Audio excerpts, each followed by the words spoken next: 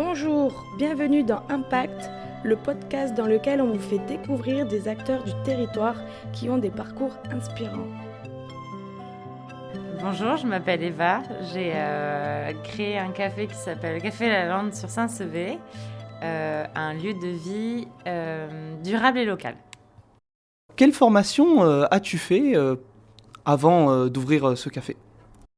Moi, j'étais plutôt une scientifique. J'ai fait une licence biologie des organismes. J'étais passionnée par la biologie plutôt et l'éthologie, c'est l'étude du comportement animal.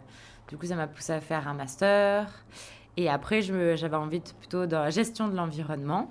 Et donc, je me suis spécialisée dans l'aide aux collectivités, dans la transition environnementale et sociale. Pourquoi tu as décidé d'ouvrir ce café ? J'ai toujours été attirée par les tiers-lieux, les lieux associatifs où il y a toute une arborescence d'idées et d'activités. J'avais envie de trouver une mission dans ce genre de structure et en fait, j'ai décidé de passer de l'autre côté du projet, de créer ce projet. Et voilà. Donc j'ai créé ce projet donc sur Saint-Sevé parce que je trouvais qu'il y avait une belle dynamique et j'avais envie d'y contribuer. Du coup, d'où vous est venue l'idée pour ouvrir ce café ? Au moment où je me questionnais sur que faire dans ma vie professionnelle, il y avait un super concours qui s'appelait Mon Centre-Bourg, un incroyable commerce, qui avait lieu sur Saint-Sevé, où 12 porteurs de projets présentaient des projets qui avaient pour but de dynamiser la ville. Et moi, mon petit projet de lieu de vie avait un peu sa place. Et quand je l'ai présenté, parce que c'est des idées que j'avais déjà depuis 2-3 ans, quand je l'ai présenté, ça a bien fonctionné. Donc je me suis dit que c'était le moment de me lancer, de prendre le risque. Quel était l'objectif de départ avec ce café ? C'était l'objectif de ma vie tout court, c'était de trouver un emploi dans lequel je pouvais vraiment être en adéquation avec mes valeurs. C'est une phrase un peu typique, mais quand même qui est importante. Et c'était un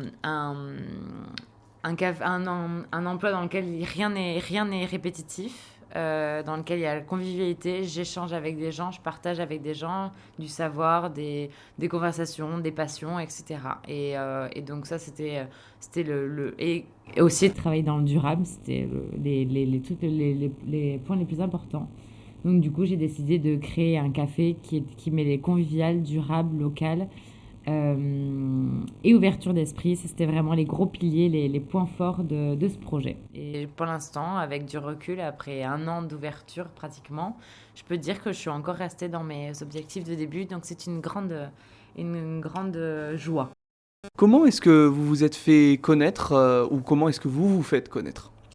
Je me suis fait connaître parce que du coup, comme je vous ai dit, j'avais fait un concours. Donc ça a été médiatisé pas mal par la mairie, dans le sud-ouest, même Radio MDM par exemple. Donc il y a eu ces canaux. Ce qui m'apporte le plus de communication, je pense que c'est la presse et la radio. J'y vais pas souvent par peur, parce que c'est un peu stressant, ces interviews, etc. Mais c'est ce qui marche le mieux. Après, il y a les réseaux sociaux aussi qui sont très importants. Mais en même temps, je pense que c'est le bouche à oreille le plus performant. Quelles sont tes valeurs ? Est-ce que tu peux nous en parler plus en détail et pourquoi ces valeurs ? Du coup, c'est mis dans mon logo. J'ai 4 valeurs. En fait, je voulais 4 valeurs dans ce café. C'était le convivial, parce que je suis quelqu'un qui aime les gens, qui aime partager. J'ai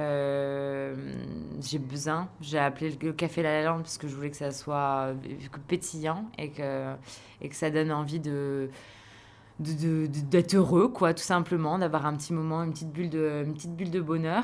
Il y a le local aussi, parce que j'avais envie de travailler avec des gens d'ici. Pourquoi aller plus loin alors qu'il y a des compétences, des savoir-faire et des gens trop chouettes dans le coin.